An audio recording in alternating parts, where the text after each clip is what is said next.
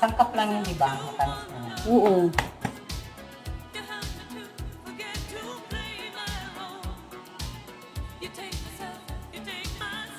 Meron na naman pong isang magtatayo ng foundation.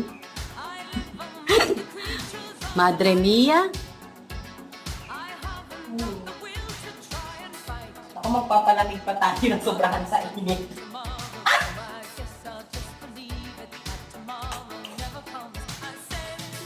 Isisyringe mo? Di pa kasi nila kaya kumain. Tamis yan, guys. Dalagdagan ko nga ng malamig pa tubig. Kasi Very good. Ang cute. Ano nangyari dyan? Palabaks na lugi. oh, tapa. Hindi. Gutom na gutom eh. Ayun na, isa gutom na gutom kita mo.